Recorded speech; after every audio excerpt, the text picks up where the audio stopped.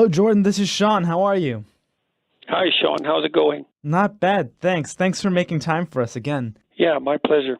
I guess you've gone through a bit of a transformation recently, I think, from being, a psychologist at the University of Toronto to being sort of a celebrated author and a celebrity and someone who has a huge following online. I wonder just briefly if you could tell me a bit about how that transition has been for you.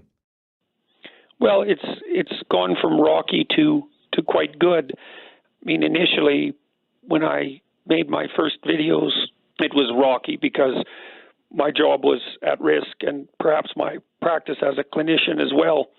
But as this has progressed over the last year and a half, it's become increasingly positive. And I think the reason for that is because what I'm saying is being listened to by lots of people, and it's not fundamentally a political message. Justin Trudeau once tweeted out earlier this year, "It's incredibly inspiring and motivating to see so many people come out to support women's rights. We see you, we hear you, and Maryam Monsef and our government will keep fighting for gender equality in Canada. Hashtag Women's March 2018.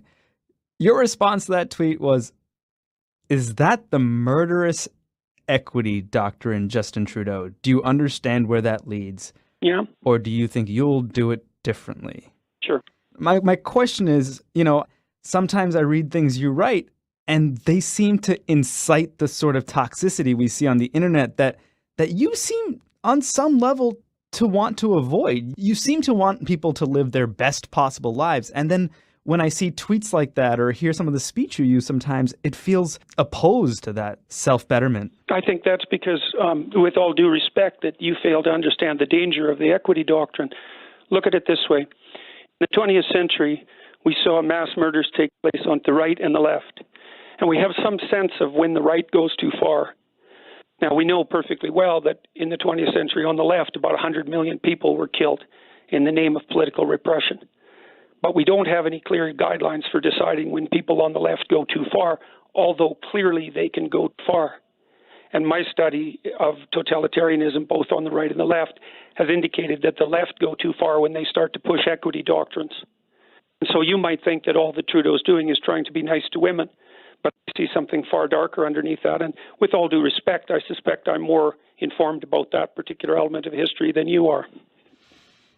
That might be fair, but I feel like with all due respect, you might incite more hateful feelings on the internet than I do too. It's possible, but I would also take issue with that. I think that the bulk consequence of what I've done so far is that I've convinced thousands of young men to stay away from the alt-right, for example, and move them much more towards an individual sovereignty and liberal position. I want to talk about oppression for a moment, if you don't mind. Sure. I'm going to play a little clip here from one of your lectures so that we're really grounded in what you said. You're oppressed, you're oppressed, you're oppressed, you're oppressed. God only knows why. Maybe you're too short, or you're not as beautiful as you could be, or your grandparent was a serf, likely, because almost everybody's great-grandparent was. It's like, and you're not as smart as you could be, and you have a sick relative, and you have your own physical problems, and it's like, frankly, you're a mess. And you're oppressed in every possible way, including your ancestry and your biology. And the entire sum of human history has conspired to produce victimized you with all your individual pathological problems. It's like, yes, true. Do you ever worry that saying something like that might create a false equivalency between different kinds of oppression? No, because I'm not willing to view the world through the oppression identity politics lens. And I think the fact that we do that virtually reflexively now is extraordinarily dangerous. And even if there are ethnic differences in historical oppression on some timescales, which is undoubtedly true, that doesn't mean that we divide people into tribes now and we assign blame for those historical inequities. All it'll do is tribalize us, and you can see that happening like mad in the West and in Europe right now. It's very dangerous. I grew up in Toronto, and I'm just speaking from the perspective of someone who experienced, sort of systemic racial prejudice everywhere I went. That's my framework. I don't know if it's neo-Marxism or postmodernism, or if it's just my reality. I mean, there's arbitrary obstacles standing in people's way. Some of those have to do with gender, some of them have to do with race and prejudice and bias and all that. But the landscape around us with regards to those things is improving very rapidly. It's much better than it has been in the past. And I still think that the proper way to construe the situation is to look to yourself as an individual. Don't you think that that worldview doesn't necessarily apply to every situation? I mean, you're saying we're doing better, but, you know, New York's doing better than Alabama. Toronto's doing better than Wisconsin. There's just any number of experiences there that you're not really considering. Yeah, but Alabama is doing a lot better than Alabama was 30 years ago. The fact that there are still places where prejudice is a problem is self-evident. People are tribal by nature, but we don't contend with it by turning to an identity politics view of the world. It's not going to help, and I see Trudeau doing that all the time. To return to your initial question, I don't think he has any idea what sort of fire he's playing with. When I see that tweet from Justin Trudeau, I see a guy who's saying, like, hey, it's great to see all these women out in solidarity supporting equal rights for women. He wasn't supporting equal rights. He was supporting equality of outcome. And he was the same person who formulated his cabinet. It was one of his first acts as leader to ensure that his cabinet was 50% women and 50% men, despite the fact that only 25% of the elected people were women. He selected his cabinet on the basis of their genitalia. That's not an appropriate use of discriminative power.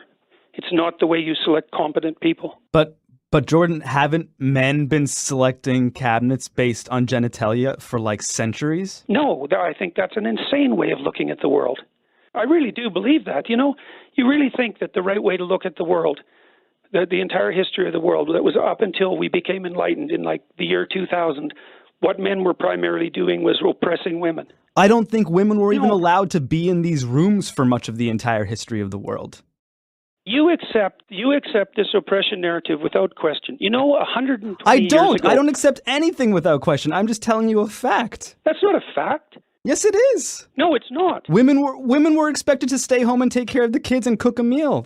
Women didn't have reliable birth control until 1960. You know, don't you think that played a role? Don't you think the fact that they didn't have reliable care for their blaming women for not being allowed to lead countries, to lead nations? Because they were allowed to lead nations. There were queens in many countries.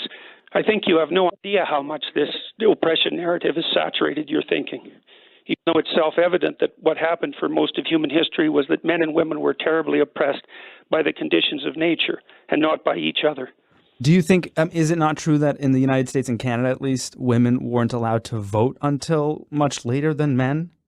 They weren't allowed to hold elected... What's your point? Do you think that was merely a consequence of men's oppression of women? You think that's the only causal factor at play? No, I mean, my point is that to see Justin Trudeau say, I'm going to make a point of appointing a cabinet that's equally male and female might just be Justin Trudeau saying, like, wouldn't it be nice to have women in the room? Yeah, it might be, but it might be his absolute naivety and his swallowing of the victimization narrative and his inability to properly formulate a cabinet because he didn't want to do the difficult decision-making and would rather look good on a virtue signaling basis, too. I agree. So you can have your viewpoint of it, and I can have mine. We'll see how it plays out. I'm a person of color. I went to college with a white man. We shared a bedroom. We were very close. We were roommates, and you know, he had a pretty tough childhood, and he would often lament that the university we went to considered a person of color's story more compelling than his. And I would sometimes find it difficult to have that conversation with him because I too felt like a person of color's story in a country that, you know, practiced slavery for a very long time was pretty compelling. What percentage of Eastern Europeans were serfs before 1880? I don't have that information with me right now. Right. Well, it's a relevant piece of information if you're going to talk about historical inequality. I mean, like I said, the past is absolutely dreadful, and most people lived under absolutely brutal conditions. Are you kind of saying like everyone's been a slave at some point? Well, read your history and find out. That isn't what I'm saying. That's how it was. It just feels like a little slippery because then everyone's always on the same playing field, and that's just not the reality of our society. your theory, but it's not mine. There's some systemic bias in favor of the majority in all countries, and that accounts for a proportion of people's failure and success, but it certainly doesn't account for all of it. And yes, the farther back you look in history, the more terrible you find people's situations to be. And if you're going to bring all that forward into the future in the form of guilt, there's going to be real hell to pay. Okay, well, thanks again for making time for Today Explained today, Jordan. No problem. I hope we didn't just, butt heads the whole time. I don't think so. Yeah. These aren't straightforward issues, and they're going to cause some heat and noise when they're ironed out. Conversations don't have to be easy to be worthwhile.